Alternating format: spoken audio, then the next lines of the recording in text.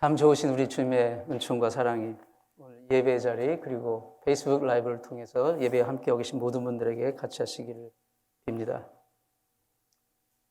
험한 풍랑이 자주 몰아치는 해변가에 암초에 부딪혀 배들이 자주 파손이 되고 난파가 되어 사람들이 목숨을 잃는 그런 경우가 종종 발생을 했습니다. 그런데 이제 그 구사일생으로 조난 당했다가 목숨을 구한 사람들이 자기가 다시 살아난 것이 너무 감사하고 정말 이제 제2의 삶을 얻었기 때문에 그래서 감사해서 자기들처럼 이렇게 조난 당하는 사람들이 있으면 그들을 구하기 위해서 정말 평생을 헌신하기로 그렇게 작정을 하고 그 사람들끼리 모여서 인명구조대를 만들었습니다. 그래서 해변가에 텐트를 치고 밤낮으로 열심히 조난당한 사람들을 이제 구하기 시작했습니다.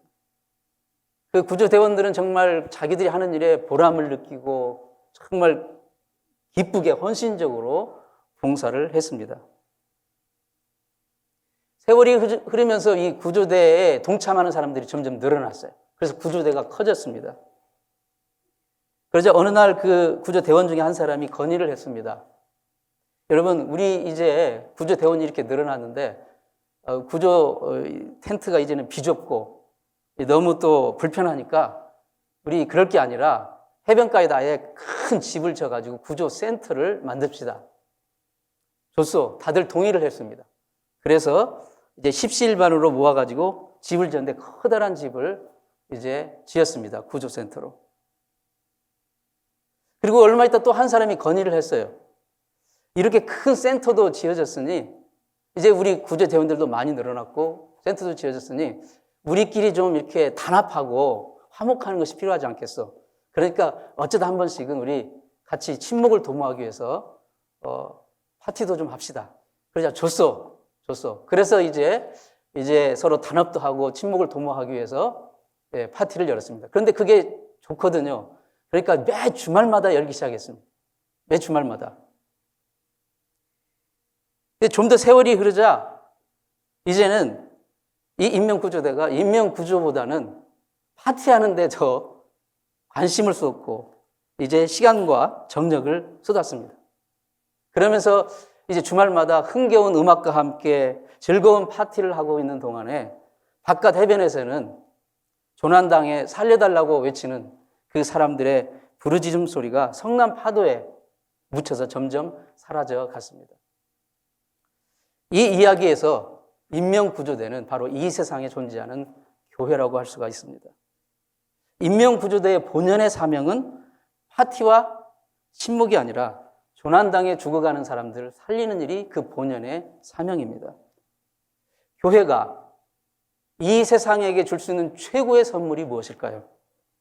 그것은 자선사업, 구제사업, 사회봉사가 아니라 물론 그게 다 좋은 일입니다. 필요합니다. 할 수 있으면 해야 됩니다. 하지만 이 세상에 교회가 줄 수 있는 가장 최고의 선물은 교회의 본연의 사명을 감당하는 것입니다.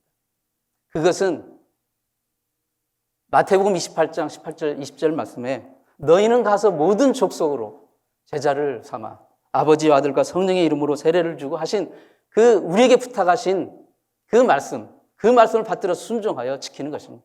그게 바로 교회가 이 세상에 줄 수 있는 가장 최고의 선물이고 본연의 사명입니다. 다시 말하면 생명의 복음을 선포하여 성령의 능력을 가지고 죽어가는 저 영혼들을 구주와 예수 그리스도께 인도하여 그들로 하여금 영원한 생명을 얻게 하는 것. 그것이 바로 교회가 이 세상에 존재하는 이유이고 본연의 사명이고 그리고 교회다운 교회인 것입니다. 모든 존재에는 존재하는 목적이 있습니다. 자동차는 사람이 걸어갈 수 없는 거리를 정말 신속하고 안전하게 먼 거리를 이동시켜주는 것. 그게 자동차의 본연의 사명입니다. 시계는 정확한 시간을 알려주는 게 본연의 사명이에요. 아무리 시계가 고급 비싸고 좋아도 시계가 정확한 시간을 맞춰주지 못한다면 그건 사실은 쓸모없는 겁니다. 제 시계가 보기 좋죠. 사모님이 오래전에 사주셨는데 너무 이뻐서 항상 찹니다. 그런데 이제 점점 느려요. 그래서 제가 시간을 알려줘야 돼요, 이 시기한테. 제 본연의 사명을 잃고 있는 거예요. 각자에게는 다 본연의 사명이 있어요. 하나님 우리에게 주신. 교회의 본연의 사명은 무엇입니까? 영혼들을 예수 그리스도께 인도해서 바로 영원한 생명을 얻게 하는 것, 구원받게 하는 것. 예루살렘 교회가 처음에 어떻게 세우셨습니까?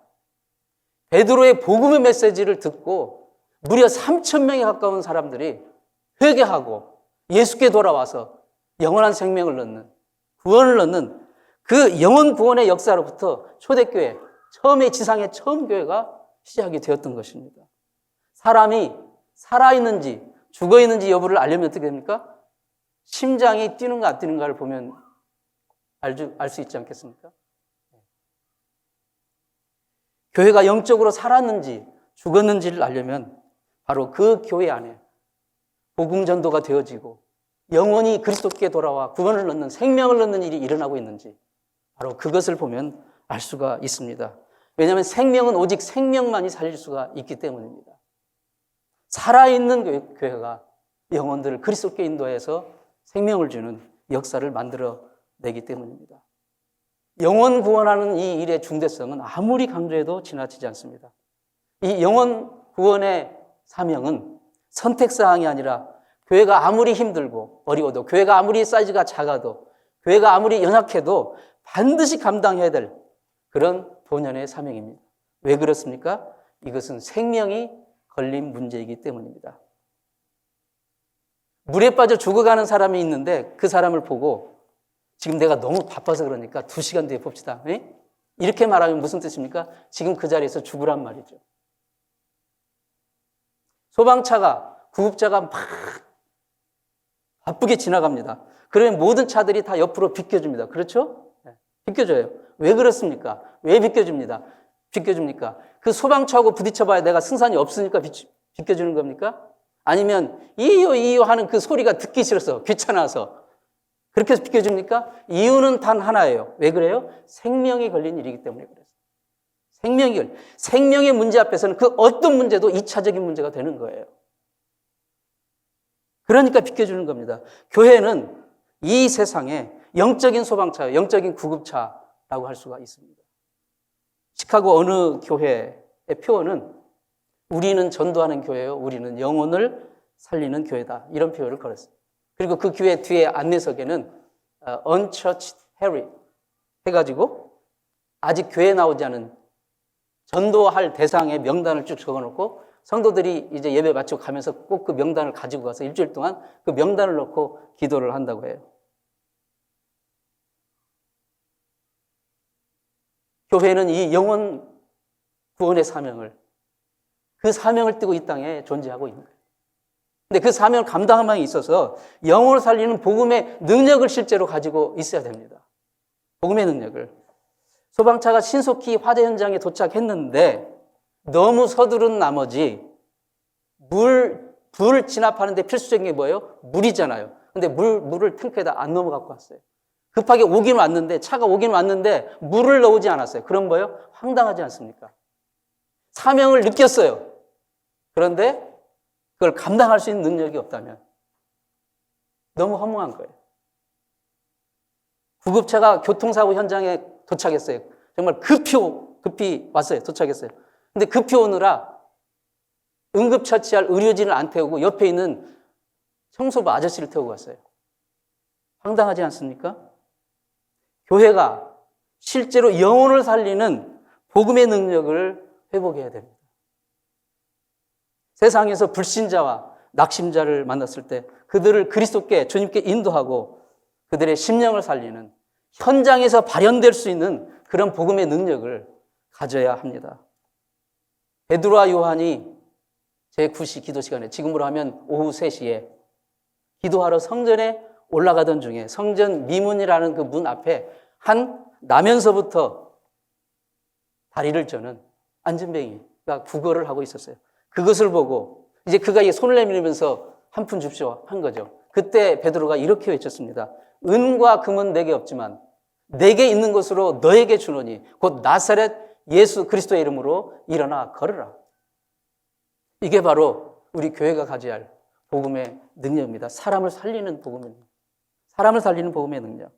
중세 신학의 거장으로 불리는 토마스 아퀴나스, 이분이 이런 말을 했다고 해요. 초대교회 때는 은과 금은 없었지만 예수 그리스도의 이름으로 말미암는 예수 그리스도의 이름의 능력을 가지고 있었는데, 오늘날의 교회는 은과 금은 풍부해졌지만 예수 그리스도의 이름의 능력은 사라졌다.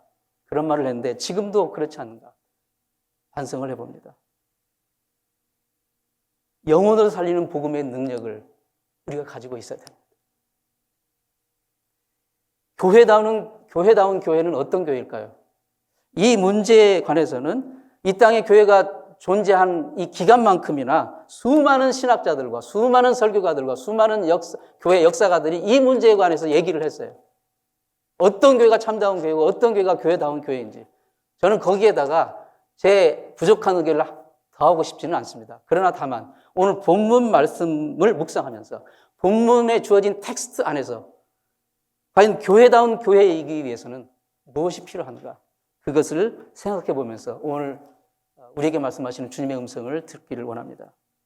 교회다운 교회가 되려면 무엇이 필요한가? 첫째로 헌신과 희생의 예배를 회복해야 됩니다.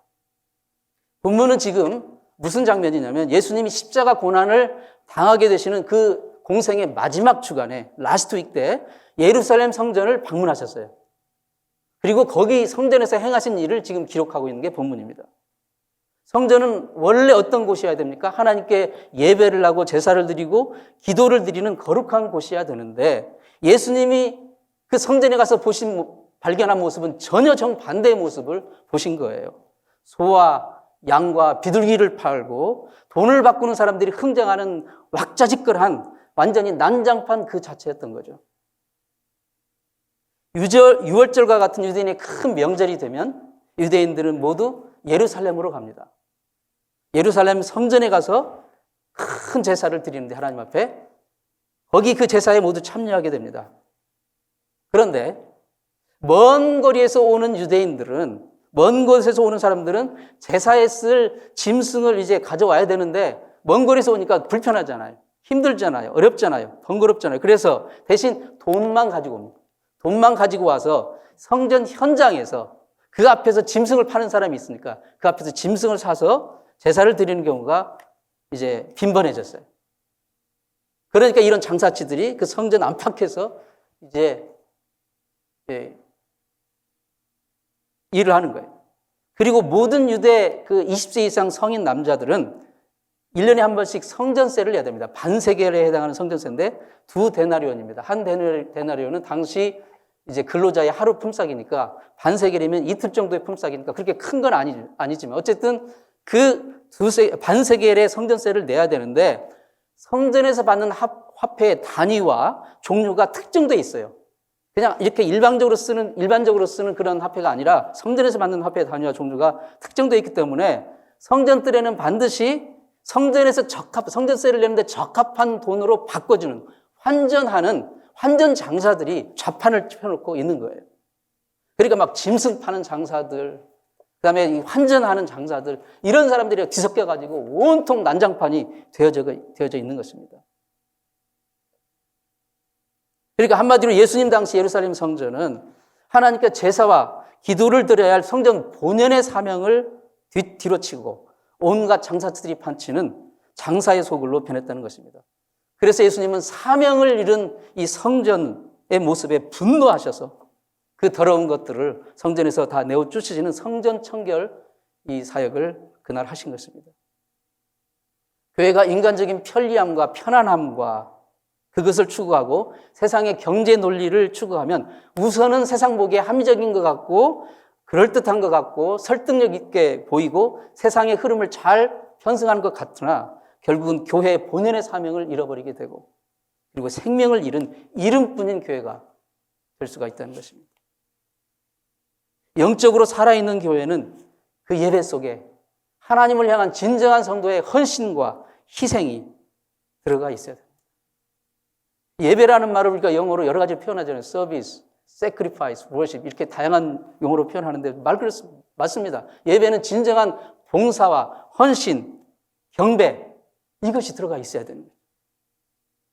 중국의 지하 교회들은 그 지상에 그 공식 당국의 공산당의 허가를 받은 삼자교회와는 달리 당국의 허가를 받지 않습니다. 왜 그러냐면 허가를 받는 순간 그 공산주의의 이 세속주의의 모든 그 원칙과 이제 합의를 해야 되거든요.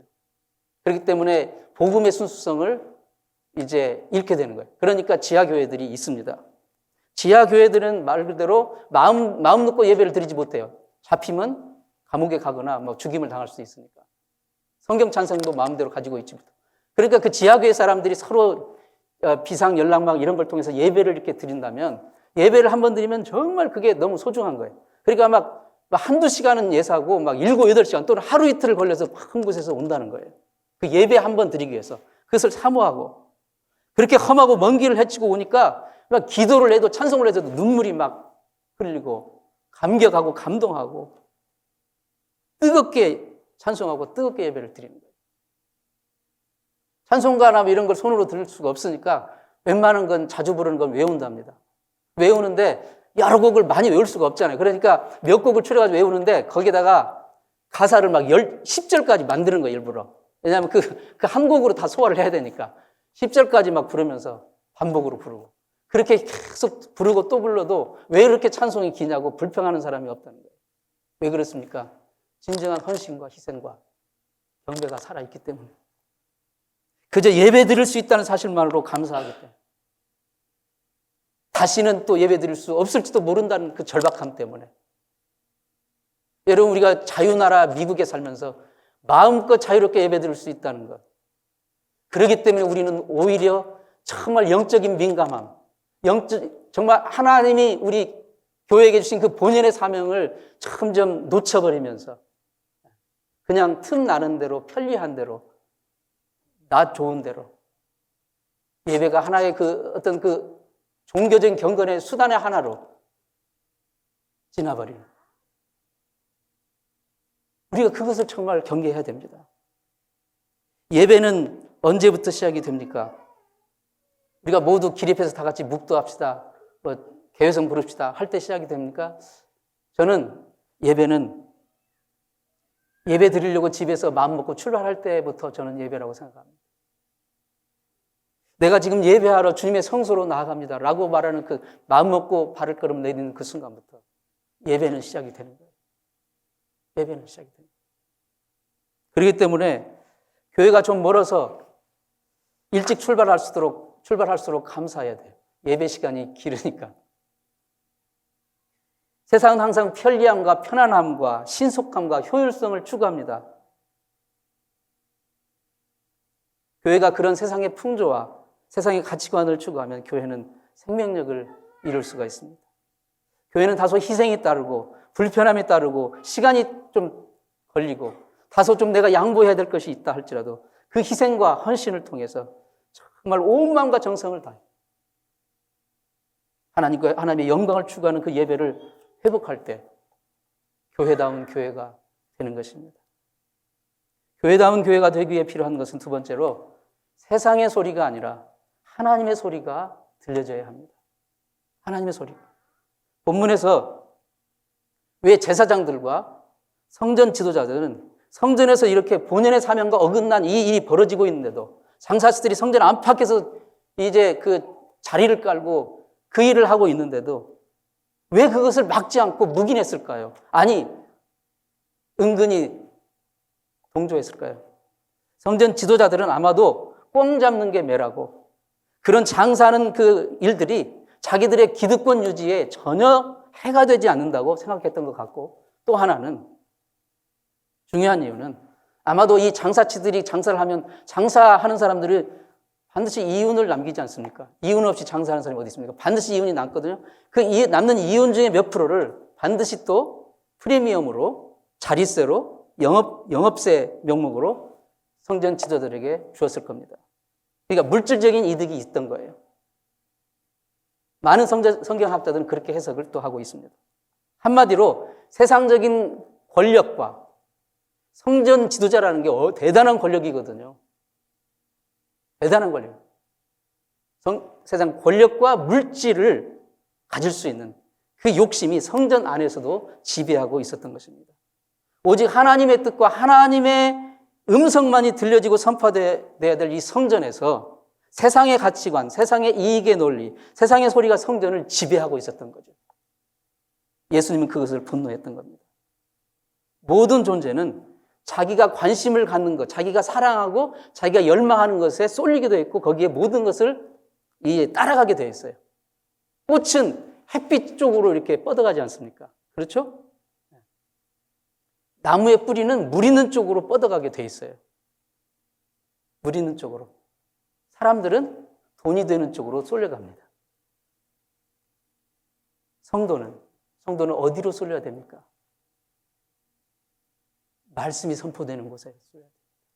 말씀이 인도하는 곳으로 가야 됩니다. 교회는 복음이 선포되는 것이어야 되고 하나님의 음성이 들려져야 되는 곳입니다. 요한복음 5장 25절에 진실로 진실로 너에게 이르노니 죽은 자들이 하나님의 아들의 음성을 들을 때가 오느니 곧 이때라. 듣는 자는 살아나리라. 하나님의 아들의 음성을 듣는 자는 살아난다는 것입니다. 교회에서 하나님의 아들의 음성이, 하나님의 말씀이 그 음성이 들려져야 합니다. 그러면 영적으로 죽은 자들도 하나님의 아들의 음성을 들으면 살아나는 역사가, 생명의 역사가 일어나기 때문입니다. 본문 14절에 보면 성전에서 맹인과 다리 저는 자들, 이런 사람들이 예수께 나온 예수께서 그들을 고쳐주셨다고 나와 있습니다. 무슨 뜻입니까? 원래 구약 성전 그 규례에 의하면 이런 맹인과 저는 자들 같은 장애인들은 원칙적으로는 성전 안에 공식적으로 들어올 수 없어요. 그런데 여기 예수 그리스도께서 성전에 발을 디셨습니다. 그리고 하나님의 아들의 음성이 선포되었습니다. 그 음성이 선포되자 하나님과 영적으로 단절되었던, 성전에 들어올 수 없었던 그런 자들도 성전에 와서 하나님의 아들의 음성을 듣는 순간 그들이 생명을 얻게 되는, 생명을 회복하게 되는 그 역사를 지금 이 상징적인 장면으로 보여주신 것입니다. 교회는 세상의 소리, 세상의 논리가 선포되는 것이 아니라 오직 복음이, 하나님의 아들의 음성이 선포되고 하나님의 아들의 음성이 들려지는 곳이어야 됩니다. 그 음성을 듣는 자는 살아나는 것입니다. 그게 교회다운 교회가 되는 것입니다. 세 번째로 교회다운 교회는 기도를 회복해야 됩니다. 본문 13절 말씀에 그들에게 이르시되 기록된 바 내 집은 기도하는 집이라 일컬음을 받으리라 하였거늘 너희는 강도의 소굴을 만들었노다 하시니라. 교회의 별명은 기도하는 집입니다. 기도 소리가 그치지 않고 기도의 향기로 가득 채워질 때 교회다운 교회가 되는 거고 힘이 있는 교회가 되는 것입니다. 교회를 가치 있게 만드는 것은 무엇일까요? 정말 화려한 교회의 그 시설입니까? 아니면 매력적인 어떤 교회 프로그램들입니까? 아니면 뭐 독일제 파이프 오르간입니까? 교회를 가치 있게 만드는 것은 무엇입니까? 바로 끊임없이 성도들의 발걸음이 끊이지 않고 와서 기도의 향기로 성전을 가득 채우는 것. 하나님 앞에 정말 간절한 기도로 하나님 앞에 예배드리는 것. 그것이 진정으로 교회를 가치 있게 만드는 것입니다. 교회에서 기도가 사라지고 하나님의 음성이 사라지면 주님은 바로 그게 강도의 소굴이라고 말씀하시는 거예요. 성도의 별명은 기도의 사람이어야 합니다. 겟세마네라는 뜻이 무슨 뜻입니까? 예수님이 십자가에 달리시기 직전에 겟세마네에서 정말 땀방울이 핏방울 떨어지듯이 기도하셨다고 하지 않습니까? 그 겟세마라는 그 말의 뜻은 기름을 막 짜낸다는 뜻입니다. 겟세마네. 말부터 그러지 않아요? 겟세마네 이렇게 하잖아요. 기름을 짜는 것입니다. 기름을 짜듯이 정말 몸을 비비 꼬면서 기도하라는 말이 아니고 간절하게 그렇게 기도하는 그 기도가 살아날 때 교회는 파워를 갖게, 생명력을 갖게 됩니다. 세상은 정말 모든 게 변합니다. 너무 빨리 변합니다. 예. 오늘까지는 여러분 가솔린으로 움직이는 차가 지금 대세잖아요. 그런데 이제는 갈수록 전기 자동차가 이제 압도를 한답니다. 대체를 한대요. 그래서 결국 전기 자동차를 어떤 나라가 많이 효과적으로 하느냐, 그거에 따라서 또 판도가 바뀐다고 하지 않습니까? 옛날에는 반도체라는 말이 뭔지도 몰랐어요. 반도체. 지금도 사실 보통 사람은 별로 관심이 없어요. 그러나 여러분, 세상의 모든 경제학자들, 모든 사람들이 다 이구동성으로 동의하는 게 반도체를 지배하는 나라가 결국 세계를 지배한다. 왜냐하면 이 세상에 움직이는 거의 모든 것들, 전기제품, 전자제품, 모든 것들은 다 반도체가 들어가 있어요. 무기, 지금 우크라이나에서 벌어지는 전쟁의 모든 무기 속에 다 반도체가 들어가 있다는 거예요. 그러니까 그 반도체를 석권하는 나라가 세상을 석권할 것이다. 자동차, 컴퓨터 모든 것에 반도체가 들어가 있지 않습니까? 세상은 이렇게 너무나도 빨리 변하고 있습니다. 모든 게 변해요. 그런데 절대로 변하지 않는 게 있습니다. 바로 인간성입니다. 인간 속에 감춰진 이 인간의 죄성. 이것은 변하지 않습니다. 예나 지금이나 그대로입니다.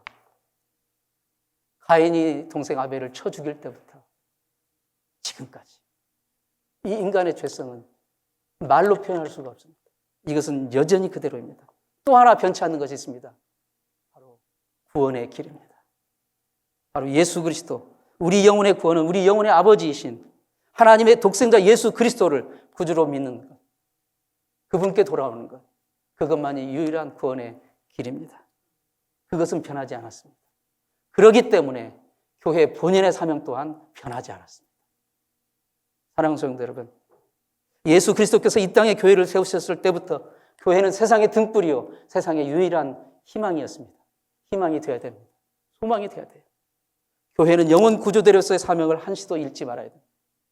희생과 헌신으로 드려지는 예배, 그 예배가 회복되어야 됩니다. 세상의 소리가 아니라, 세상의 논리가 아니라 하나님의 음성이 선포되고 하나님의 음성을 듣고 살아나는 생명의 역사가 교회 안에서 일어나야 되는 것입니다. 그게 교회다운 교회입니다. 저는 우리 교회가 그런 교회가 되기를 소원합니다. 기도하겠습니다. 하나님 아버지, 세상은 아무리 어두워지고 혼란스러워져도 주님의 몸된 우리 교회는 죽은 자들이 와서 영원히 살아나는 생명 공동체가 되게 해 주옵소서. 하나님의 아들의 음성이 선포되어지는 말씀 공동체가 되게 도와주옵소서. 영과 진리로 드려지는 살아있는, 주님이 기쁘게 받으시는 살아있는 예배 공동체가 되게 도와주옵소서. 성도의 기도의 향연으로 가득 채워지는 기도 공동체가 되게 도와주시옵소서. 예수님의 이름으로 기도드렸나이다.